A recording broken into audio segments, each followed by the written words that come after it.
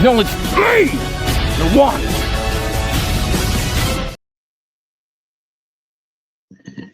Hello, everyone, and welcome to Kick It to Scoops. I'm your host, Scoops, the sole admin of Scoops.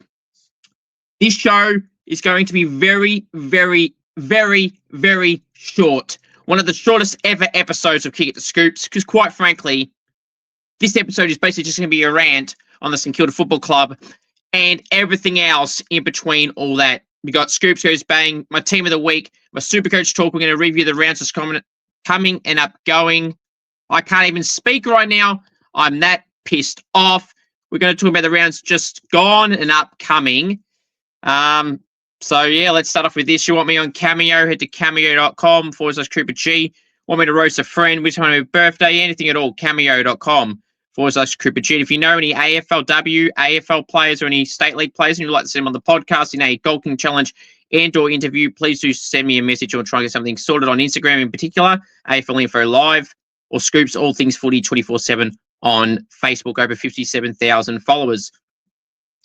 All right, so, you're waiting for my thoughts. Well, you're going to wait just a little bit longer. Try about 10 seconds later, because please welcome the world famous segment, Scoops Goes Bang! Now, I want to stress enough here, okay, that we lost to West Coast yesterday because we were simply shit. Now, that doesn't excuse the fact that the umpiring was completely and utterly ridiculous, okay? And some of the players were absolutely ridiculous, and I'm going to mention some individually very shortly. So first of all, right, the game as a whole, we were shit for most part of the game. And when we took it on the last quarter, it was 6 goals apiece. You take the game on, the risk versus reward. So the margin isn't the concern. It's how it took too late in the game to actually play that way and how to actually kick goals. Now, there was only 3 players that can hold their head up high. Jack Higgins, who kicked 5. Rowan Marshall, who had basically 30 disposals and a goal as a ruck. And Jack Sinclair, the man of Sinclair, is a superstar. 38 disposals and a key influence in the game. Jack Steele played his part. Jack McRae the same. But outside of that, I don't think many others can hold their head up high absolutely at all. They were passengers, a lot of them. It was disgraceful. What was disgraceful was the umpiring. Now, no, that is not why we lost. It pays to listen, okay? We didn't lose because of the umpiring, but the umpires were a complete and utter disgrace, heavily favouring West Coast. It started when it was 5-0 at the start of the game. Basic things like, Malira had the ball on the boundary line. He was being tackled by his opponent. He went to handball in front of him along the boundary line to keep it inside where he can run onto it. And it just skidded out of bounds and they paid a deliberate. I'm like, what the hell? West Coast did that multiple of times and it wasn't paid. Where's the consistency? The AFL are they are consistently shit is what the AFL is. They are inconsistent with their calls and everything like the umpires are a joke and always have been a joke. But one thing I will say is I'll praise the other 3 players that I just praised there briefly later in the review. But Ross has got to start making these selection calls that hurt. And I'm also going to blame the list management crew. Now, going into this season, we had lost Josh Battle. We had Dougal Howard, who's been injured for most of this year. So that clearly hurts. A bigger omission than people will say and give Dougal credit for. We are a far better side in the back line this year with Dougal Howard in the side. Having Cal Wilkie having to play not to his strengths and play a one-on-one defender isn't his job. But that's also the effort of the other backmen who should actually learn how to do the role that Wilkie does while he's having to do someone else's role. Now, selection amazes me. Why Hugh Boxall got dropped and Lance Collard gets 0 disposals last week. It's the sub for a quarter, granted. Then goes to play the VFL the next day and gets 4 touches and has 0 impact. Brad Hill has been a great player in his career. But this year, and most parts of last year, he has been shit and just been collecting a paycheck and to be honest, he should be dropped. Ross never drops Brad Hill. Now, how a few others got selection this week amazes me. How Hugh Boxall got dropped. How Zach Jones wasn't called in after having 3 goals and 30 disposals. You know? Like, Brad Hill may have had 22 disposals on the weekend and did nothing but turn it over. And that seems to be a common trend with him this year. Nasiah Wanganeen-Milera, this game was pathetic. He was terrible. Has he checked out? I hope not, but he was bad as well. You know, I am amazed with the selection calls Ross made this week. I was very pissed from the start. Angus McLennan came in from out of nowhere. You know, his VFL form this year hasn't been that amazing and got a game. Now, the one thing I was okay with him getting a game, they didn't resort to putting Caminiti there, and they didn't resort to putting Schoenmaker, who can't defend one-on-one if his life depended on it. He is not a one-on-one defender. And Cal Wilkie's strength is to be the intercept player, not the one-on-one defender like Howard is. And that's where the game was partially lost in selection as well. Where did St Kilda think in their list management crew coming into this season after losing Josh Battle that thought, yeah, we're going to go with Wilkie as a key position player when he's better to be the interceptor, not the one-on-one defender. So you already lost his strengths there. Once Howard was out, he was now forced to play that role because there is no one else. And that's not his fault. That's the list management. Who thought Anthony Caminiti would be a good defender? Not me. He's lucky he's getting a game at the moment. Now, there's so many other bizarre selection moves. Like, they should have recruited a key defender, an experienced, mature key defender in the trade period as a delisted free agent. They picked up no one, not even a fringe player, key position player, because now all you've got is young players who aren't up to it at all or aren't up to it yet. Now, in the VFL, there's only Ari Schoenmaker and James Barat, and James Barat is far from ready. Ari Schoenmaker is not a one-on-one key defender. He's very similar to Cal Wilkie. His strengths is his kicking and marking, but not one-on-one. The intercept marking, things like that. Ari needs to work on that, and that's why he's been in the twos. He gets a lot of the ball. His key strengths is his kicking. But that's all the list management there. I was always concerned going to this year with the key position stocks, in particular the back half. Now, Max King being out is a massive loss. I don't give a solitary shit about what anyone says. Max King is the best young key forward in the game. Just because he's injured all the time doesn't make him any far less than the best. He is probably the best young key forward in the game, injury-free. Now, Max King in this side, this is why I've always had the chat of people saying, oh, you do better without Max King. Bullshit. Because number one, that frees up guys like Cooper Sharman and guys like that in the forward line, and Mason Wood and everyone like that. But now Cooper Sharman's getting the best defender, Mason Wood's getting the second best tall defender. Like, it just doesn't work. Max King is a massive loss, and that's another reason why when they let Tim Embry go for free to Collingwood, I said they were stupid then, and oh, how stupid that is proving them to be. Why they did not keep Tim Embry still baffles me, who's going pretty well at Collingwood, and they're winning all the time. Now, no one can help an injury to Max King, but just think about this, right? King, Sharman, and Membry will always have fantastic trio up for, but now it's just a mixture of everyone else with Sharman at the moment, with King being injured. And that's not what we want. But now we have to suffer because we were stupid enough to let Tim Membry go. I said it back then, it was dumb, and it's continuing to be a dumb call. Them losing Josh Battle was out of their control. Not bringing in a key defender to replace Josh Battle was their fault. Now they're looking at Jack Silvani and everything like that, and that's great. But now, for now, that doesn't change a damn thing for the rest of this season. We don't have a mid-season draft pick slot available. What they should do is someone that's a long-term injury that's another 8 weeks away from right now, get rid of them for the rest of the year. See you later. Because we need urgent support in the key defender stocks, key position stocks. If Paddy Dow is only a small chance to play this year at the back end of the year, he's a midfielder. I would love to see Paddy Dow playing through the stuff he's going through. It's good to see him doing some running and everything now and a little bit like that.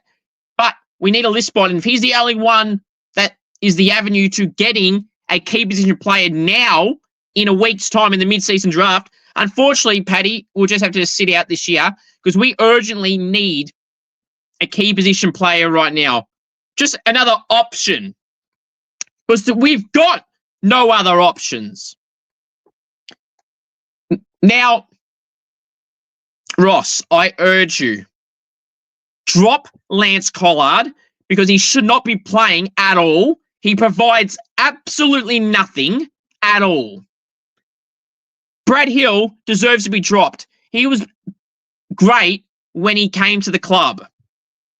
But that's all in the past now. That was early St Kilda days of Brad Hill. Last year, it was all over the place. One really good game here, 3 bad games here, another good one there, 3 bad ones there. That just doesn't cut it.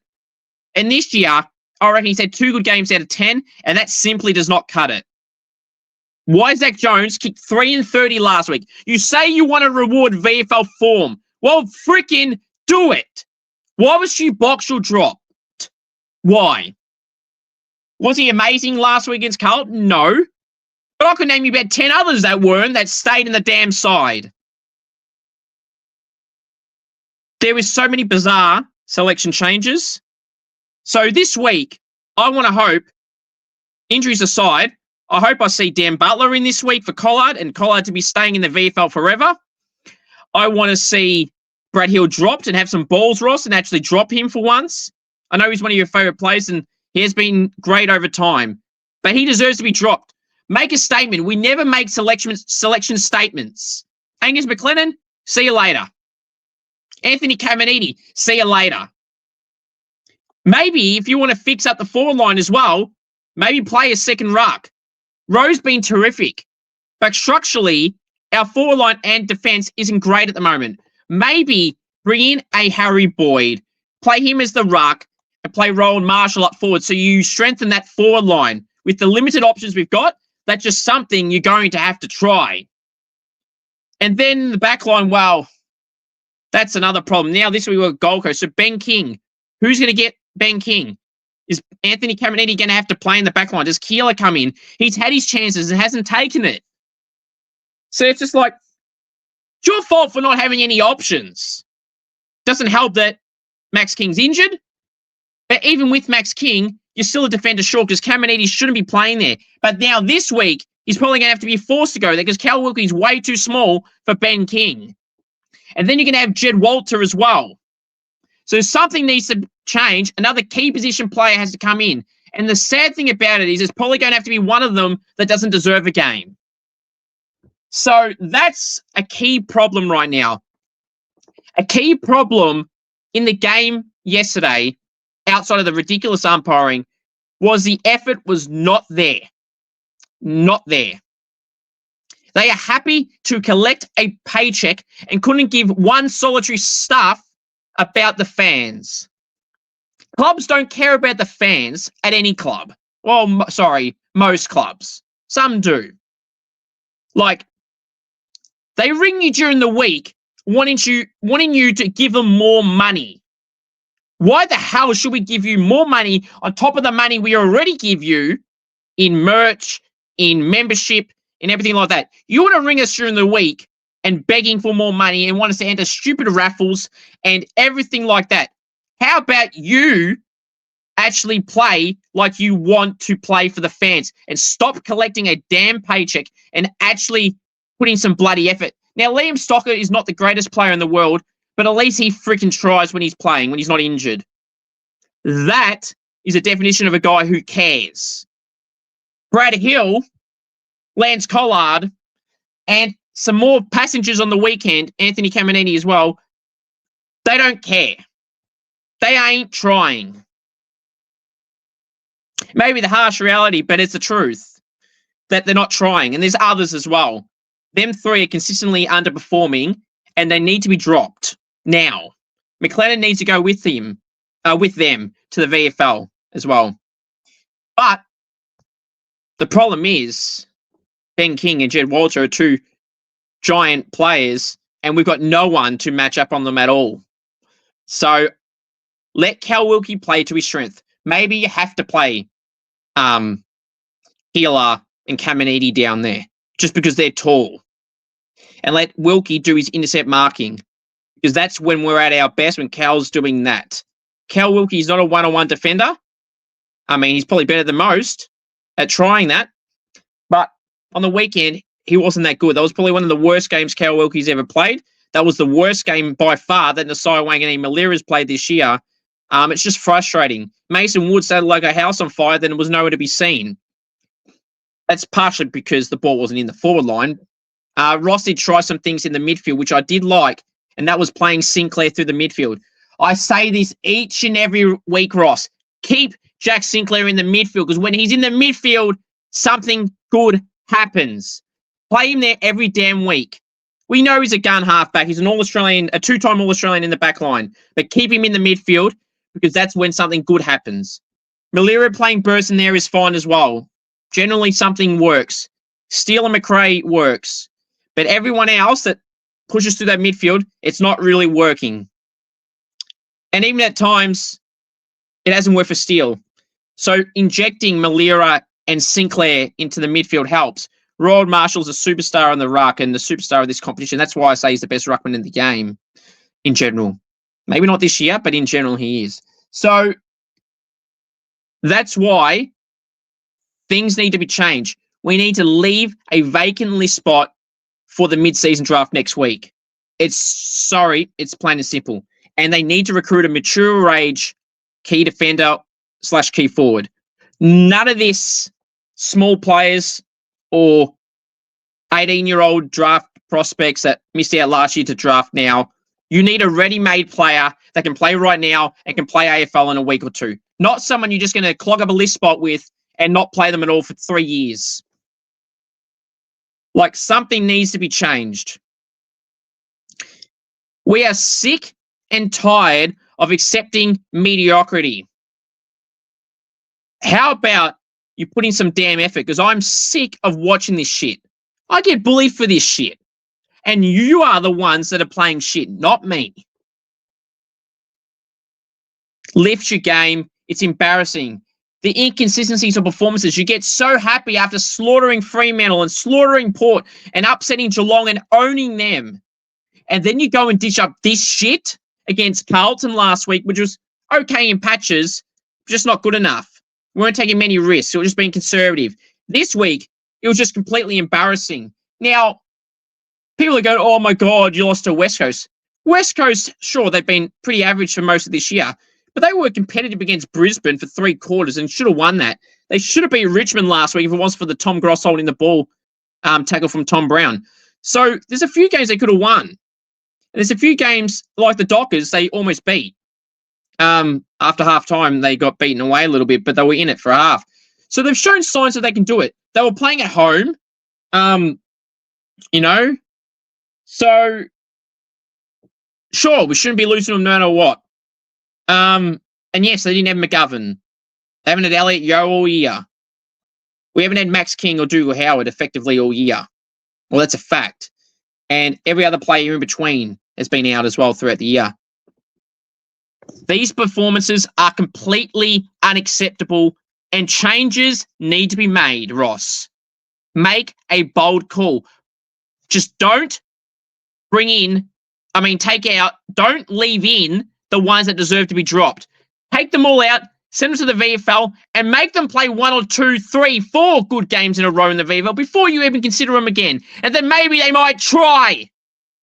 Bring in guys that actually reward their form. Zach Jones last week kicked 3 in 30. This week, 38. Bring him in. I don't give a shit about their age. I'm sick of people. There was some moron online, a St Kilda supporter, who tried telling me before this West Coast game that Lance Collard deserved a game. Tell me again how he deserves a game. He tried referencing last year's form. Lance Collard has done nothing since joining St Kilda. There's only one game he's done something, And that was against Geelong this year, where he kicked 2 goals and like 11 touches. And to be honest, one of those goals was out the back, a Joey the Goose over the top handball. So effectively, he's done nothing. So trying to tell me that Lance Collard deserves a game over Hugh Boxall, you are completely and utterly delusional.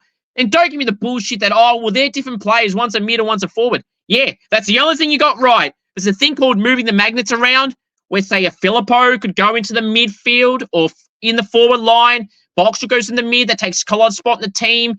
You take the sub up, Travaglia. You know, the Flying Viking, Alex Taru, is one guy that we desperately need to make his debut when he's back from that bullshit suspension, which I believe is in after the bye. So we got Gold Coast this week, then Melbourne. I think he's now missed... Has he missed 3? I think he's missed 3. So it should be this game and next week, I think, is the last game he misses. So it's the Bulldogs game I believe he's back for after the bye.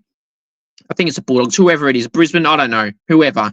But the Flying Viking can be the solution. The Flying Viking with Dougal Howard and Cal Wilkie sounds far better than what it is right now. Far better.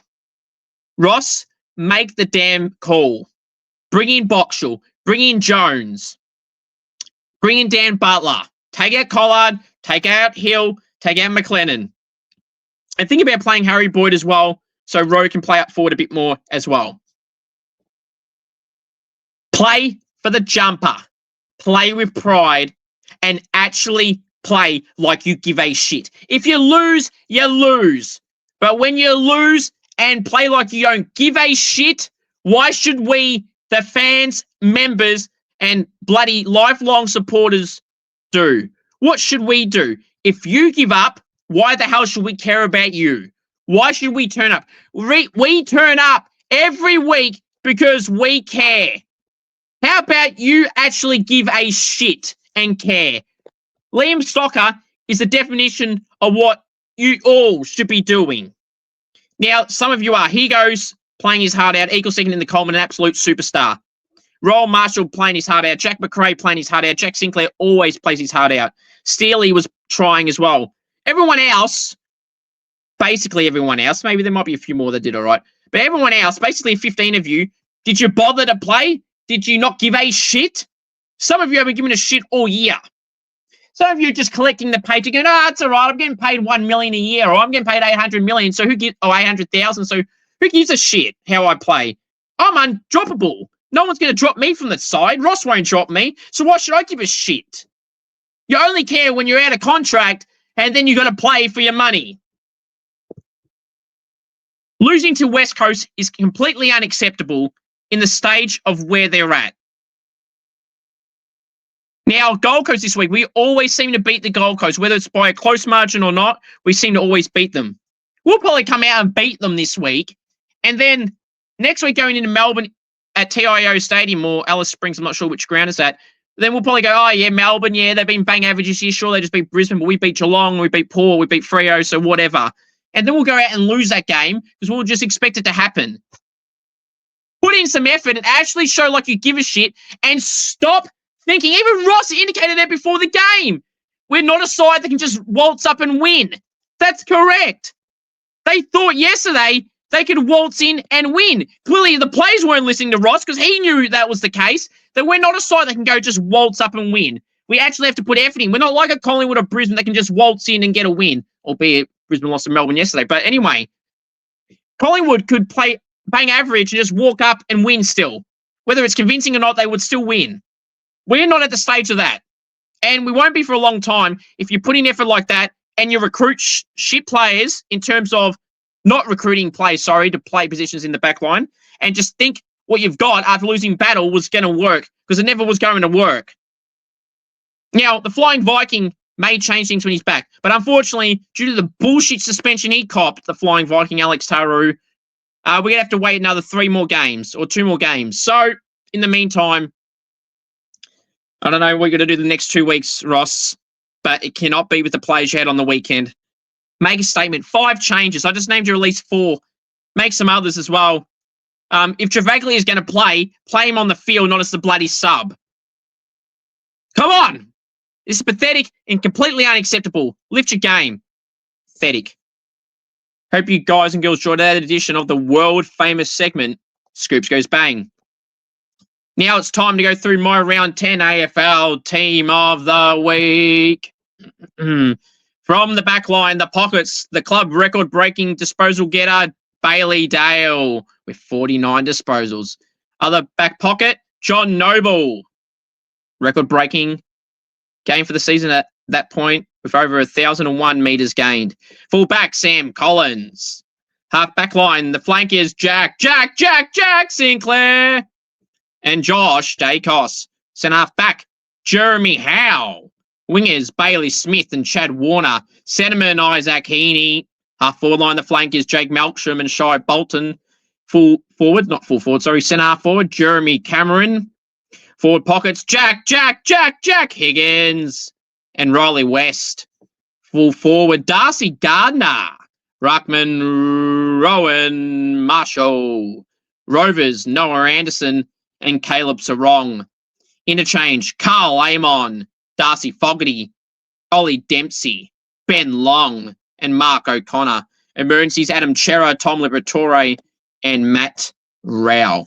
Now, reasons for these selections. I think a lot of these are self-explanatory. No one could really argue pretty much any of these. Bailey Dale, a record-breaking 49 disposals. Bailey Williams owes him money or something for not giving him the ball in the last 20 seconds of the game when he could have sent it to him instead of bombing it inside 50. Apparently they're all good though, Bailey Williams and Bailey Dale, the two Baileys. Sam Collins, 11 intercept possessions, did well for the Suns and their win over the Hawks in Darwin. John Noble, now he did have 13 turnovers with his 30-something disposals and 1,001 metres gained, but he was still pretty good. It was tough conditions. Riley Bonner had a game similar last year, and I had him in. So in the end, I decided to put John Noble in the team. Jack Sinclair, 38 disposals. He was why the Saints didn't get blown away. Sinks was awesome. Josh Dacos had about 11 intercept possessions and around 30 disposals. He was really good off the halfback line again. Josh Dacos, contention for All-Australian as a halfback maybe. Jeremy Howe had 11 intercept possessions and 17 disposals. Bailey Smith was the difference in the second half for Geelong's big win over the Power and embarrassing from Port Adelaide. Chad Warner kicked 2 and 30 in their win over the Blues. Isaac Heaney, 2 goals, 38 disposals. This easily could have been a record-breaking game from an AFL player. Heaney could easily kick 5 or 7 goals with 38 disposals. That would have been wowzer. Just a reminder, Brandon Fiorini kicked 3 and 47 twice. 5 goals and 47 touches and 3 goals and 47 touches the 2 weeks prior to him coming in 2 weeks ago. And he's doing it well for Gold Coast now, Brandon Fiorini. Should have had him in a long time ago, Dimmer. You mad, bro? You know what I mean? Half forward line. Jake Melsham was good in Melbourne's come from behind win over Brisbane at the Gabba, kicking 4. Shai Bolton kicked 2 and 24 on disposals for Freo, and their good win over the Giants. Jeremy Cameron kicked 7-5 in the last quarter. I mean, you could say they were junk time goals, but 7 goals is 7 goals. So Jack Higgins kicked 5, and he kept the Saints in it from the start to the finish. Riley West kicked 4 for the Bulldogs and piled them on when it mattered. Darcy Gardner kicked 4, and, you know, if Brisbane were to win, it would have been a big reason why Darcy Gardner. Rowan Marshall having 1 goal and 28 disposals was immense in the ruck. He destroyed Matt Flynn and Bailey Williams. Noah Anderson kicked a goal in 35. He was a big reason why the Suns beat the Hawks in Darwin. Caleb Sarong had 36 disposals and about 8 clearances. Carl Amon was great on the wing for the Hawks and kept them in it. Darcy Fogarty kicked 4. You know, he was pretty good as well. Ben Long kicked 4. Kicked 2 in the last quarter when the game was in the balance, and kicked the second last goal of the game. Mark O'Connor had 28 disposals and played in the back line. Ollie Dempsey kicked 2 goals, 25 disposals and 10 score involvements. The next choices were all midfielders. Adam Chera, who had 34. Tom Liberatore had 33. Matt Rowell had 28. But a lot of contested possessions clearances for Matt Rowell. So they're the reasons I selected who I did. Comment down below what you think. If you are arguing the St Kilda players I had in, you are a complete and utter moron. Because Jack Sinclair had 38 disposals. That always will get you in. And he kept the Saints in it. He's run through the midfield. His damage in the game was why he was in it. Higo kicked 5. So if you're disputing that, well, then you don't know football. And Rowan Marshall was the best ruck this round with 28 disposals and a goal. No doubt about it. But yeah, so that's my team of the week. So comment down below what you feel. And then, yeah, we shall go from there. Now, I want to talk about my Supercoach. Now, this week, I had a week where I thought, it was okay. So let's get that off the banner now. So this week in Supercoach, I scored 2,301. I've now gone up 8% again in the rankings. So I'm gone back to where I was 4 to 6 weeks ago in the top 8%. Now, I am happy with this score, but again, I'm pissed off with Sam Mitchell last week with Henry Husway being subbed off.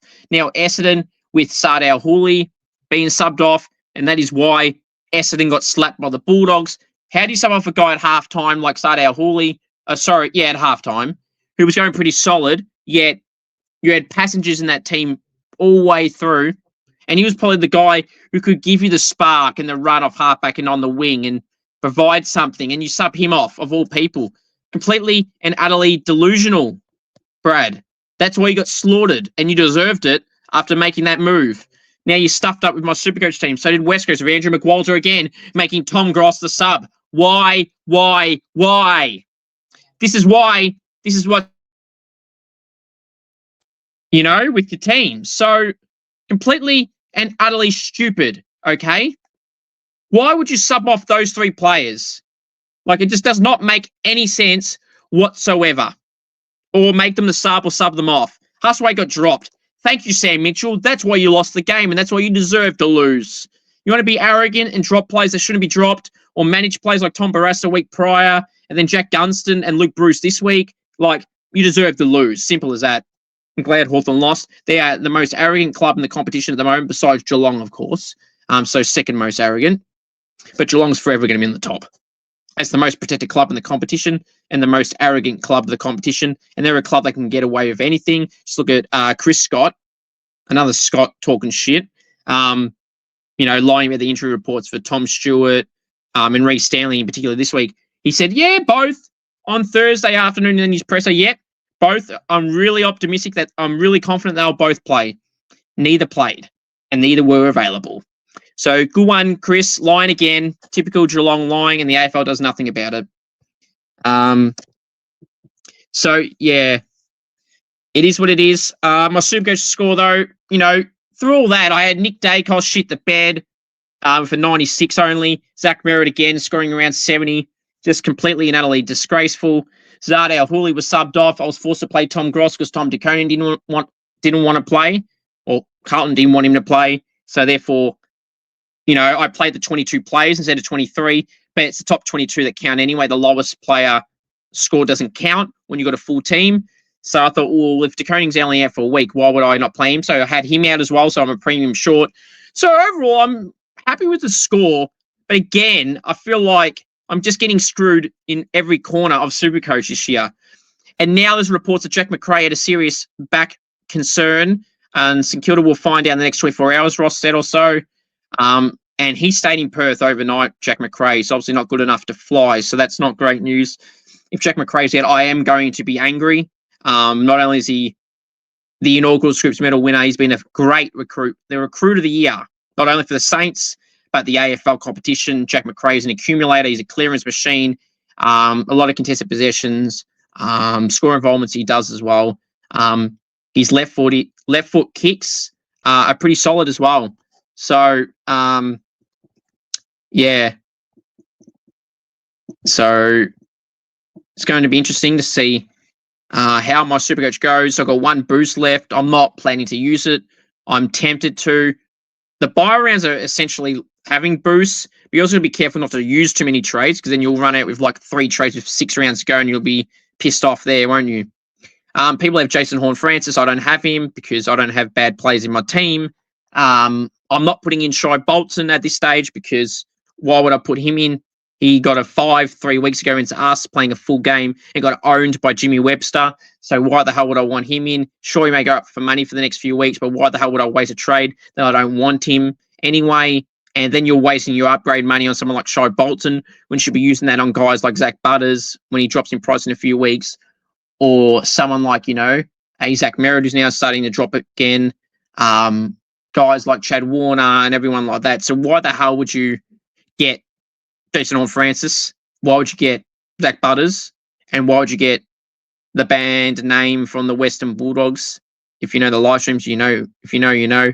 That's Marcus Bontempelli, by the way. Just a running gag I have on that live stream. But yeah, so, it's a score. I'm happy with it. But I'm just getting screwed in Supercoach in every way, shape, or form. Anyone I bring in seems to be a jinx in terms of the premium players. My rookies get subbed off or are the sub. So like Henry Huswaite was subbed off at halftime when I brought him in last week. For that game, he got subbed off. And same with Sardar Hooley this week. I brought him in, he was subbed off. Dane Zorko, when I brought him in, had 370s in a row. I went Martin from Essendon, who played well, but got screwed to Supercoach points. He only got 92 or something. And instead of him, I could have got Finn Callaghan, who got 110, but probably lucky in disguise because now he's out for a while, unfortunately, with a shoulder injury, is Finn Callaghan. My other options was Bailey Dale, who got 49 bloody disposals and scored 144. If that was Marcus Bontempelli, I guarantee you that Bailey Dale's score would have been 300, 250 at a minimum, but he doesn't get gifted points like some players. I could have also had Rowan Marshall, but I went against having a Saints player, and well, he got 179. So just really frustrating. There's probably another player or two I'm forgetting that scored really well that I chose Nick Martin ahead of. So, very frustrating day at the office for me in Supercoach, I feel, but I still scored 2,301. So imagine if I can be confident with who I select, then I'll do really well. Now, let's review and preview the game's just gone. So, not going to be discussing these for too much because, quite frankly, well, not the Saints game because I've already talked about it. But Gold Coast 104 beat the Hawks 96. Gold Coast by 8 points. Now, Gold Coast won 5 from the start. Hawthorn started to get closer, to their credit, through Watson kicking 3 goals. And Carl Amon was really good, but Gold Coast, Witts and Moyle played together, which I found interesting. Moyle ended up getting subbed off, which is not a surprise. Surprised they played both the rucks. Rowell and Anderson were good in the midfield. Fiorini was pretty solid on the wing and midfield as well. So great win for the Suns and sucked in to Hawthorn. Sydney 78 defeated Carlton 62. Sydney by 16 points. Sydney got the win. I said they'd win. They're doing better than what the ladder shows. A few results went against them by a kick. And if you flip them over, they're in the 8 or just outside on percentage or something like that. So the Swans are back and mean business. So I told you so. Sheldrick was really good. 21 disposals. See what happens when he's not the sub. Chad Warner was good. Isaac Heaney was amazing. 38 disposals, 2 goals, 5. Could have kicked 7 goals easily. People said Tom McCartan did all right, but I thought Harry Mackay was fine, so I'm not so sure on that. For Carlton, Cripps and Chera were 2 of their better players, and hopefully for me, Mark Pitnet is out for Tom De Koning this week. Collingwood 78 defeated the Crows 68. Collingwood by 10 points. They did what they had to do. I feel like they were always in control. Adelaide were within a chance to win, but I feel like Collingwood were just that step ahead the whole way through. Josh Dacos was really good.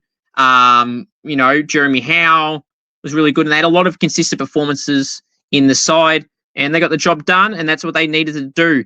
Now, the Giants, on the other hand here, they were bad. They were disappointing. Bad as in disappointing.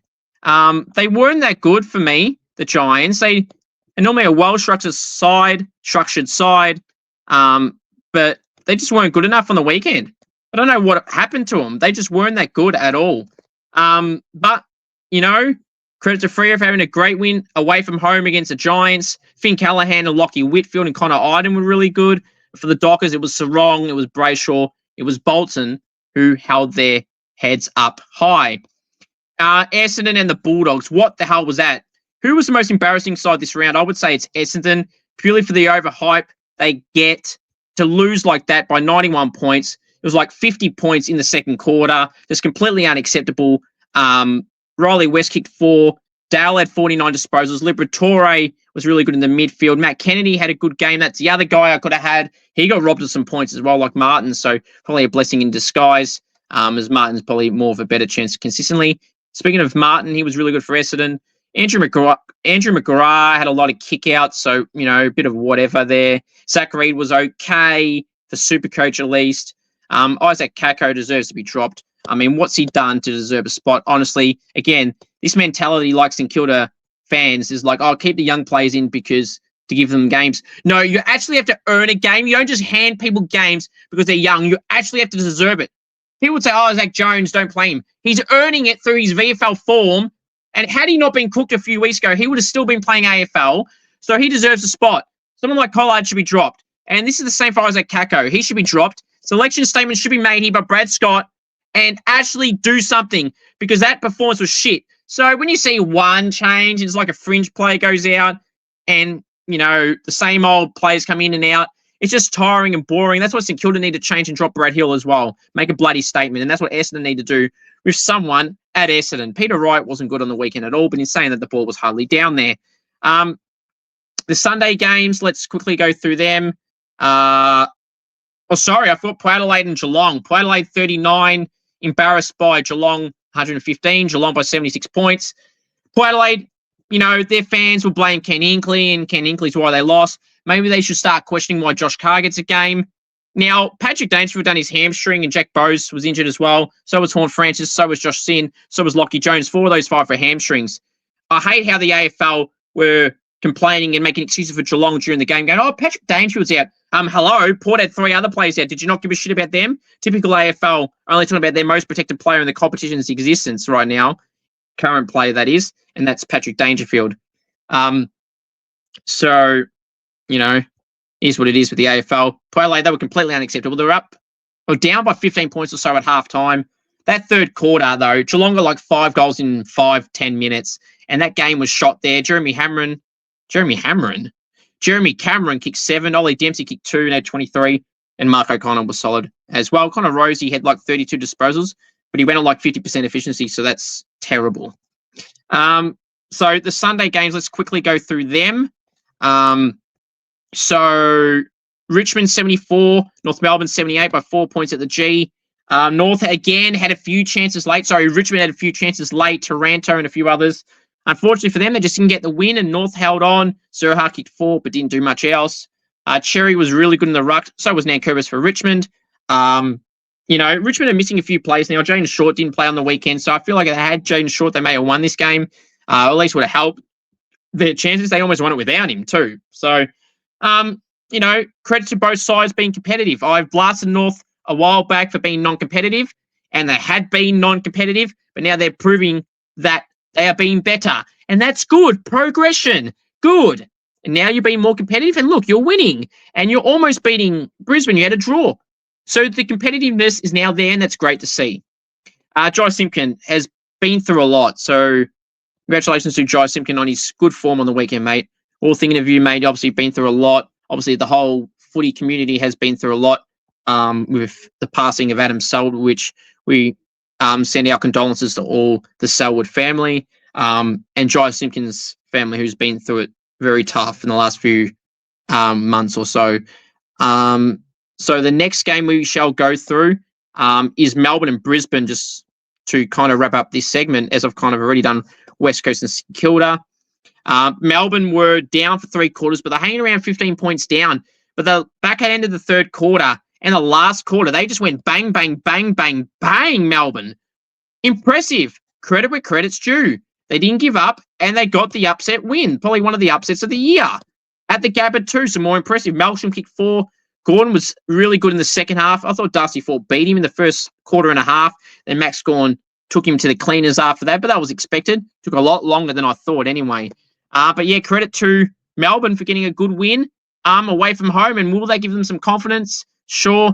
But they'll probably come out and lose this week to Sydney, considering they'll think that, it's going to be a walk over an easy win. The reference to walk in the park. That's the saying. Saints 80, West Coast 108 in Perth. Eagles by 28 points. Completely unacceptable. Great work to Jack Graham, who I thought played a really good game, the former Tiger, along with the former Tiger, Liam Baker.